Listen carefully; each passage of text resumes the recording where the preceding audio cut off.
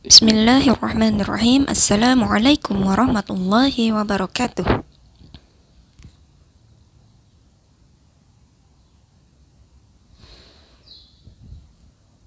Kaifa ahwalukunna ya salihat, salam mahbubat.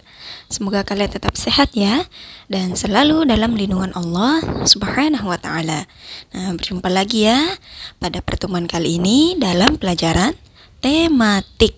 Nah, tetap semangat ya salihah.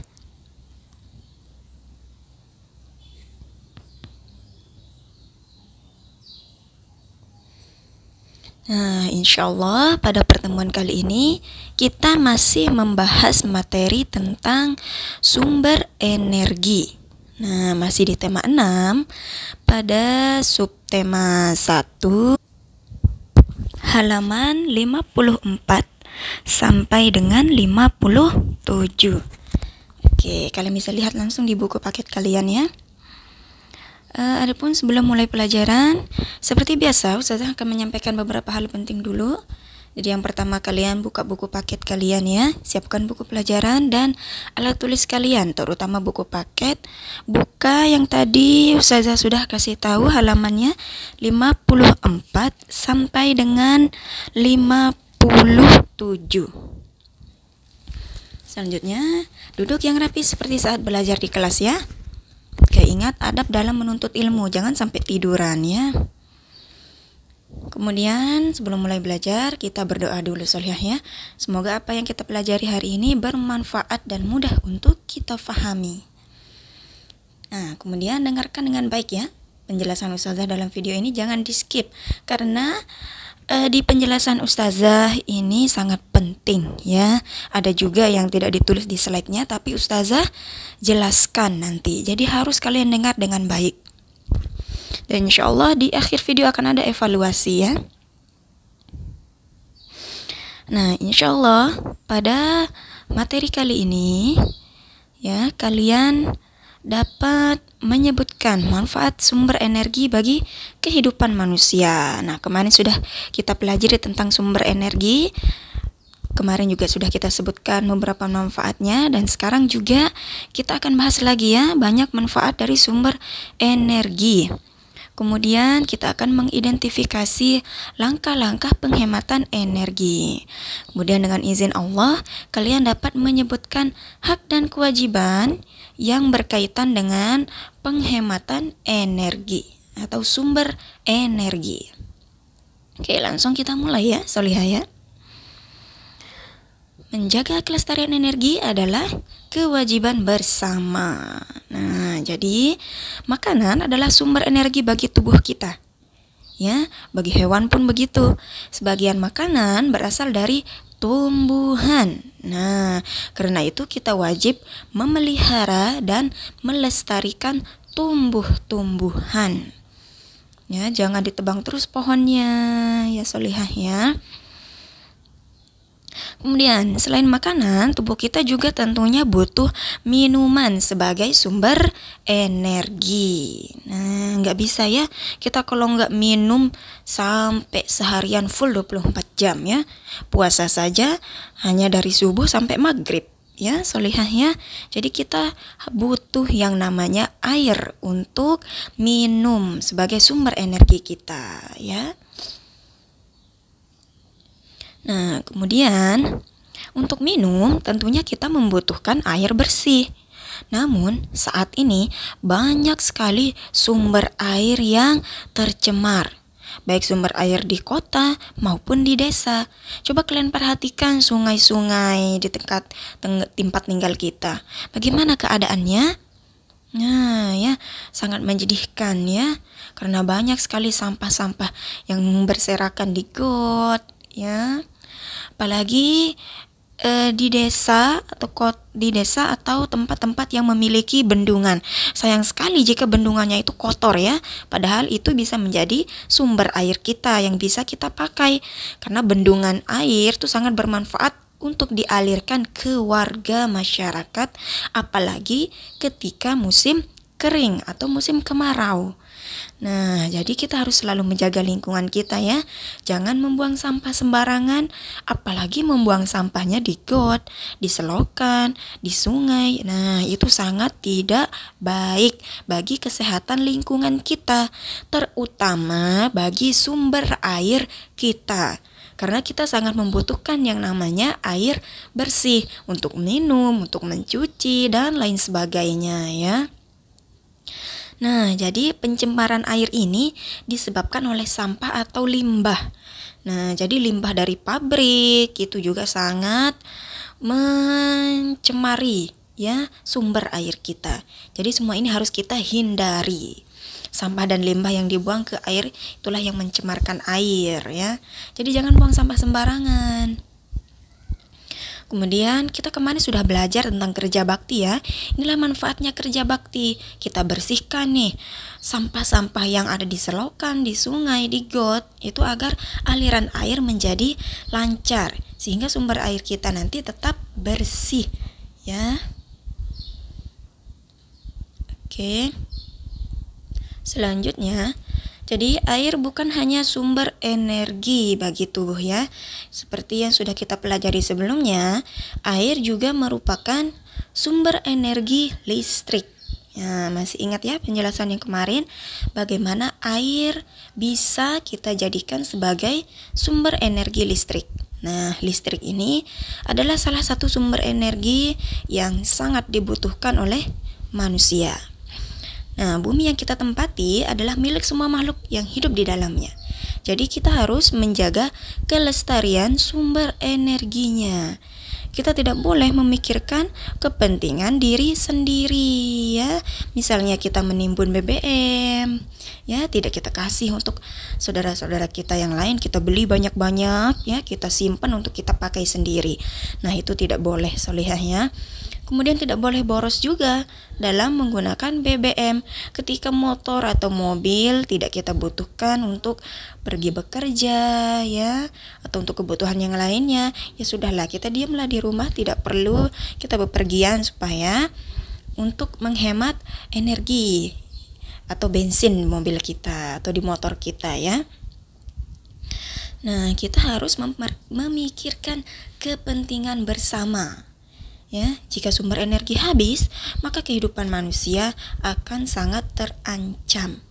Nah, kalian bisa baca nih di buku paket kalian halaman 55. Di sana ada percakapan ya dari seorang ibu dan anak. Nah, kalian bisa membaca di sana bagaimana manfaat BBM dan dari mana dia dihasilkan. Jadi tidak sembarangan ya.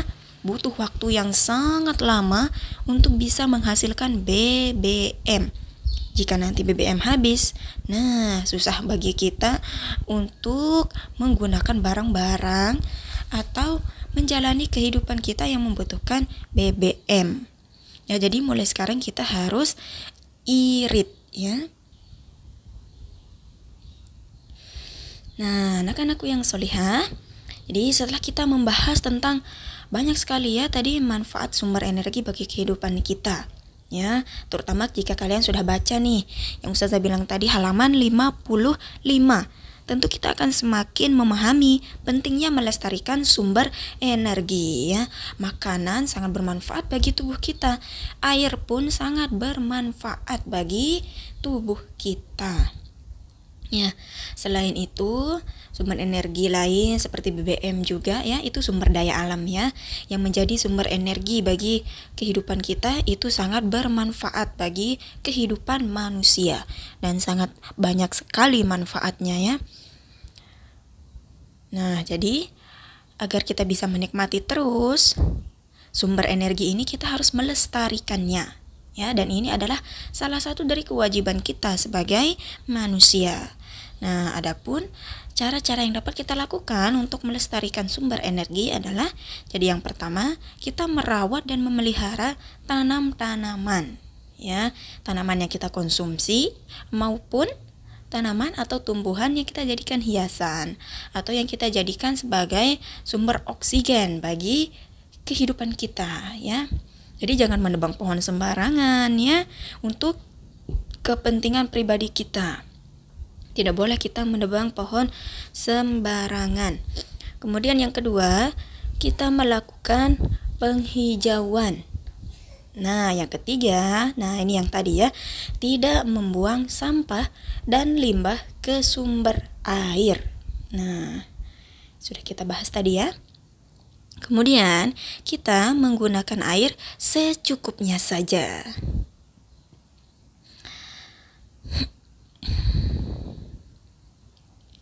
Nah, selain cara-cara yang telah disebutkan tadi, ada beberapa cara juga untuk menghemat energi ya yang bisa kita lakukan di rumah kita sendiri.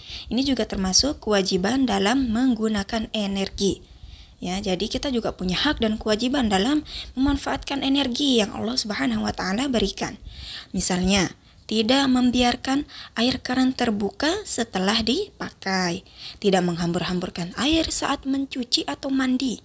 Nah, dan membiasakan diri mematikan lampu dan kipas angin saat tidak diperlukan.